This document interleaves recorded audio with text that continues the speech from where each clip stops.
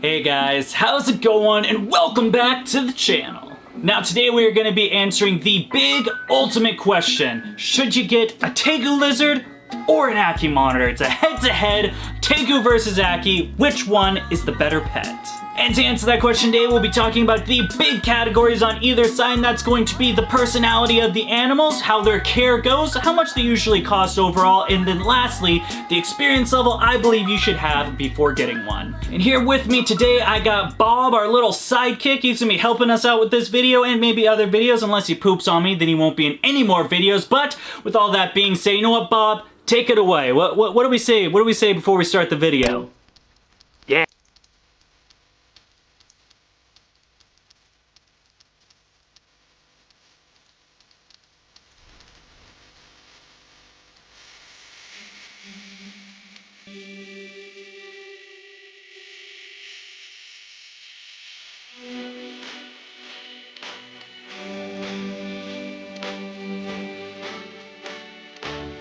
Bob, you just go up there, hang out while we make the video. You comfy?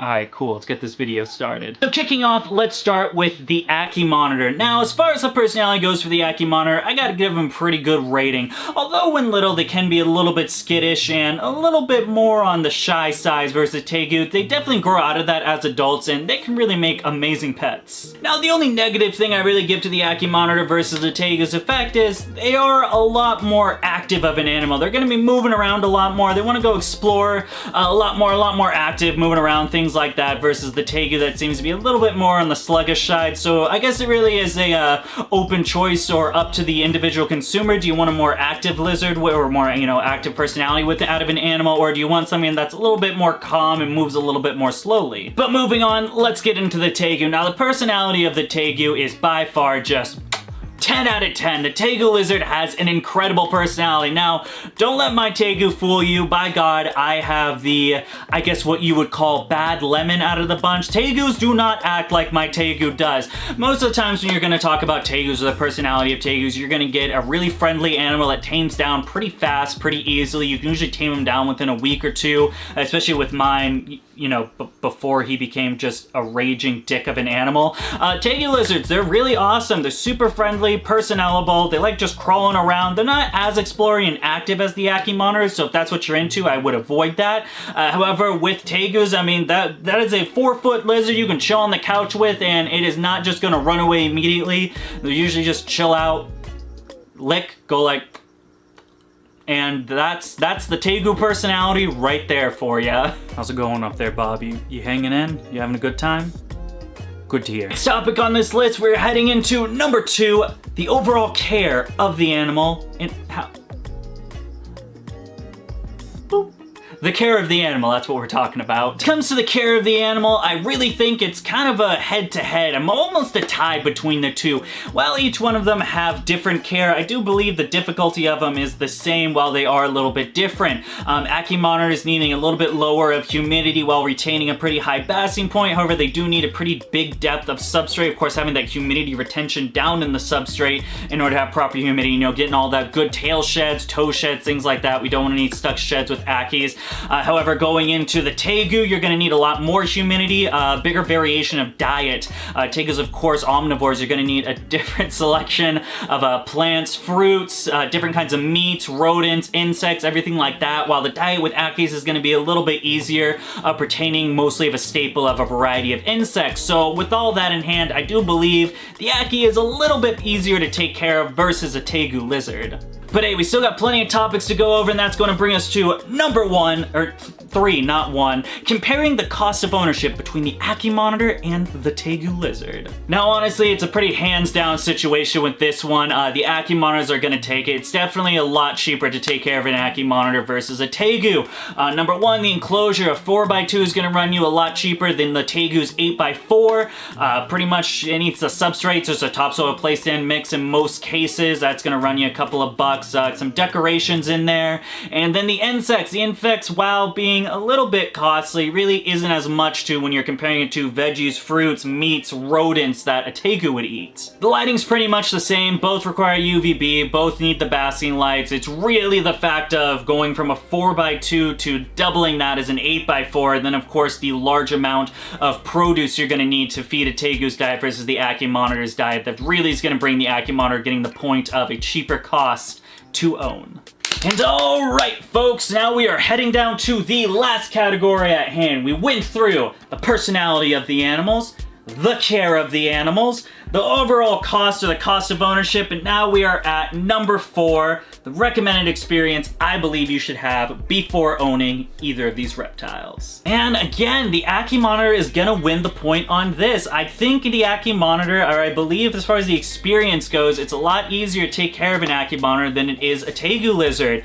Ackie monitors, of course, staying at a relatively small size, you know, that 2 to 2.5 feet, they're very small. Of course, being a dwarf monitor, they're obviously small. The diet isn't too big of an issue, of course, primarily being fed on a variety of insects. It's not really hard to comprehend. Really the toughest thing for the Ackie monitor, I believe, is the fact of getting that humidity gradient in the substrate right, and honestly that's just tweaking a couple of things and you're kind of good to go. High basking temps and then UVB are another thing, but honestly, if you have a basic knowledge of reptile husbandry, you could really take care of an Ackie monitor. It's not that difficult. I mean, honestly, if you do your proper research, I would recommend an Ackie monitor as a beginner animal or even your first pet. I think they're really that easy to take care of as long as you really know what you're doing and have a general grasp, again, on that reptile husbandry. However, the tegu is going to be a different story for me. Now, don't get me wrong, man. The personality of the tegu is amazing. I think they make sweet, amazing, adorable pets if you know what you're doing, but if you don't know what you're doing, if you're messing up with taming or not doing the right protocols and stuff, we're talking about a 4-foot lizard, folks. Again, I made that video, I think yesterday. This video is probably gonna come out on Tuesday. Tegu bites aren't a fun thing, and if you don't know what you're doing with the handling stuff, you're gonna get bit and it's gonna hurt. Not only that, the tegu's diet, in my opinion, is a little bit more sophisticated than your average reptile. You're gonna need to, of course, understand the ratios between greens and fruits to insects, proteins to veggies, the proper supplementation, of course, that goes with either or, but it's a lot to take into account of. You know, how much veggies do I feed? The crickets, the bugs, the rodents, the meats, the veggies, people. It's a big thing. It's a lot to take into, and I believe it would be really overwhelming for someone that really just, you know, first reptile going at it. They don't really know how taming reptile or much reptile experience. All of a sudden they got this 4-foot beast. It's a thick boy, man. Tegus get thick. You know, you got this beast of a lizard. It's not happy, and I don't know. It's just, in my opinion, I think you gotta be a little bit more experienced for a tegu versus an Ackie monitor. Tallying up all the points between these two guys, it's pretty much a landslide with all this, with the general categories that we are putting. The Ackie monitor wins it. I do believe it does make a better pet for the general keeper that is thinking about one or the other. However, personally, I side with tegus. I don't know, man. I'm throwing everything out the window. Tegu's the winner in my book, man. I absolutely love Hobbs. I don't care if he is a complete savage of an animal. He's cool. Hobbs got a place in my heart, man. But honestly, over the two, probably Ackie monitor. But hey, now it's your turn. Now that you got the facts of all these 4 categories I talked about, what do you think? What do you think? Which one makes the better pet? Is it the Ackie monitor or is it the tegu lizard? Leave me a comment down there, right down there in the comment section. Which one do you think makes a better pet? And as always, huge shout out to Zen Habitats. If you're unfamiliar with Zen Habitats, they make amazing enclosures like this one right here. Wow. Man, Zen Habitats, that's pretty cool. Of course, they make that amazing 4-foot by 2-foot by 2-foot, which would be perfect for an Ackie monitor, even into adulthood, of course, as a minimum enclosed size. And then it would make a nice little setup for a growing out tegu. You know, juvie to subadult, they would still enjoy that 4x2, but not forever. They probably get the size of what a Zen Habitat enclosure is. So you're gonna have to upgrade them eventually, but hey, you get a rad enclosure for like a year or so. That's pretty cool. Zen Habitats, if you wanna learn some more or potentially buy one, you can check that information out there in the description below. Then of course down there in the description we've got all that other good stuff. We got the Facebook, we got the Instagram, we got the TikTok, the merch, people. We got t-shirts going on, socks, leggings, hoodies, you know the drill, long sleeve, short sleeve, tank top, we got all that good stuff, and then of course we also have Patreon. Patreon.com/dbcbexotic, so you get the up-to-date updates on everything that's going on within my business. This includes all the plethora of breeding products I got going on, which actually includes Ackie monitors, also includes Argus monitors, tokay geckos, gargoyle geckos, crested geckos, ball pythons, Chinese cave geckos. We've got so much going on. You don't want to miss it. When you're on Patreon, you get to see it first before I show anyone else. It's a radical, it's the VIP, the DBCB Exotics VIP. And I mean, only for $1 a month to be a VIP member, that's pretty cool in my book. Your name also gets to be in the outro that we are gonna roll right now.